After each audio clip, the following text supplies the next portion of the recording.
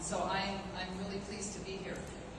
As he said, I worked for the government for 30 years, the federal government, for the Air Force, and I traveled a lot in my career.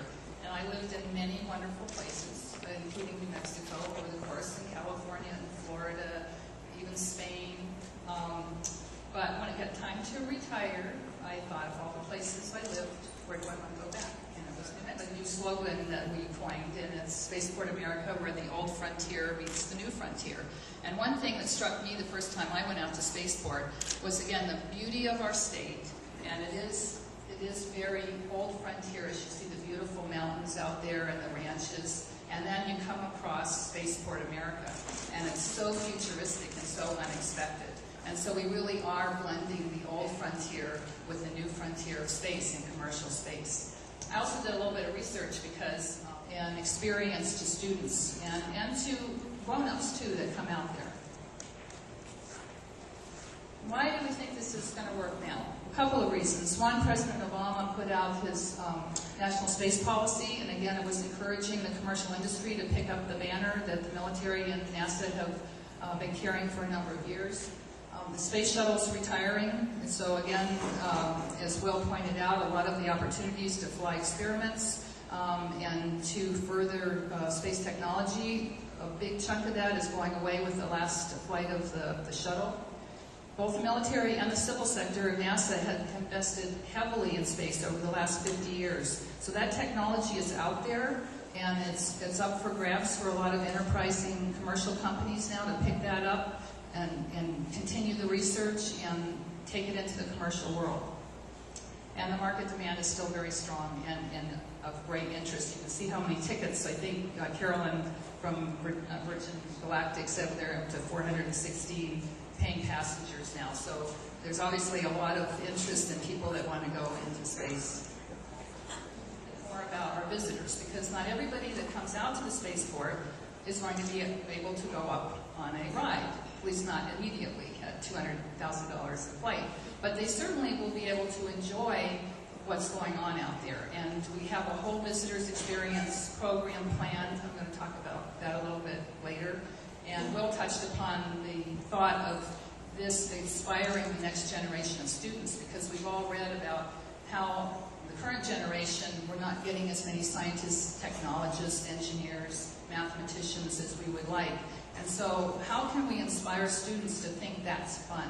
And it is fun, but it's got to be something that's brought to their attention and to delight them, inspire them, just the way my generation was back in the 60s when the challenge was put out that we should go to the moon. So I think we can play a large part in that at Spaceport America, and I'm looking forward to just worth 1,000 words. We take a little tour of Spaceport and you can see what it looks like. Hopefully you can go in person and take the bus tour soon. This is the layout, and if I had a laser pointer I'd point it a little better, but you can see that round looks like an eye, like the Virgin Eye actually is the terminal hangar facility, which is the Virgin Galactic facility where the space planes and the space, the vehicle, the White Knight 2 and the Space Plane 2 will be housed. There will also be about 4,000 square feet on the upper level looking down into the terminal hangar, so visitors will be able to enter and go up to that top part and look through a window and look at the actual space vehicle from there. The other part of the terminal hangar will be for the astronauts, the Virgin Galactic astronauts, but the public will be able to go in the front part and go up in that top area where we'll have some exhibits and you can see the space plane. Then we also have the Spaceport Operations Center, and this is what it looks like today. You can see the glass front, the windows have all gone in, and this is again facing out toward the runway. This is the another schematic of it. Interesting, this building, I read an article by a French architect that was the inspiration for the British architect who then worked with the US architect to design the building.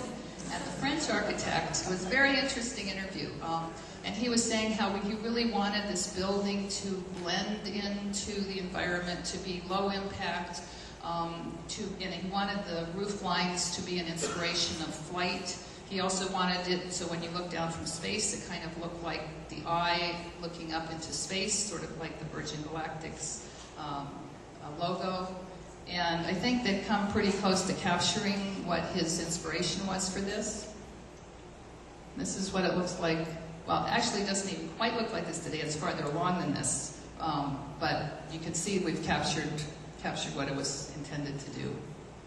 This is another drawing, and that's it. Again, it's very, very dramatic looking. And it's very dramatic, as you know, when you come in, you don't expect it. You're in the middle of this beautiful New Mexican high desert with the San Andreas Mountains, and then you just come across this. So, and once they have the earthen berm tubes on the front, so that'll be all seeded, so it'll even look more like earth. You know, so when you see it, it'll even spring up a little bit more out of the earth, just the way the original architect had planned to have it be.